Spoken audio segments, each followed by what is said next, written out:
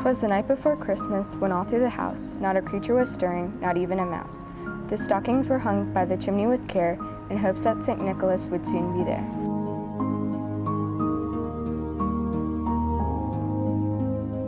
The children were nestled all snug in their beds, while visions of sugar plums danced in their heads. And Mama in her kerchief, and I with my cap, had just settled down for a long winter's nap.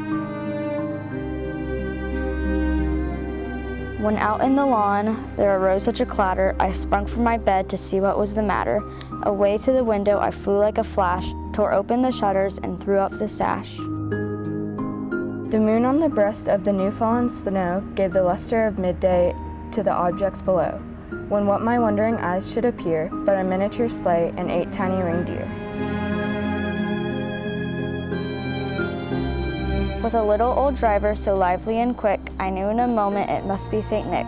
More rapid than eagles his courses they came, and he whistled and shouted and called them by name.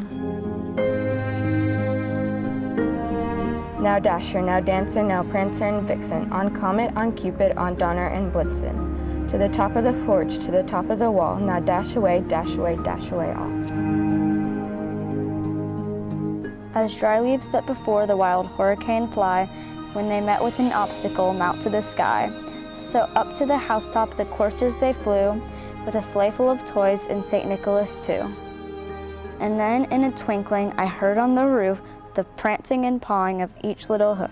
As I drew in my head and was turning around, down the chimney St. Nicholas came with a bound. He was dressed in all fur from his head to his foot, and his clothes were all tarnished with ashes and soot. A bundle of toys he had flung on his back, and he looked like a peddler just opening his pack.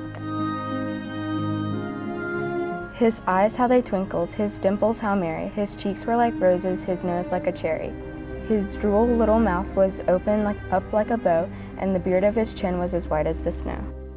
The stump of a pipe he held tight in his teeth, and the smoke it encircled his head like a wreath. He had a broad face and a round little belly that shook when he laughed like a bowl full of jelly. He was chubby and plump, a right jolly old elf, and I laughed when I saw him in spite of myself. A wink of his eye and a twist of his head soon gave me to know I had nothing to dread.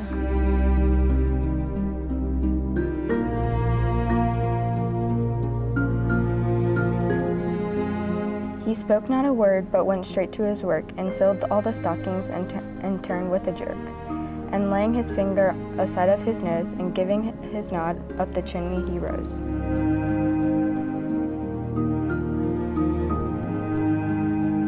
He sprang to his sleigh, to his team gave a whistle, and they all flew away like the down of a thistle.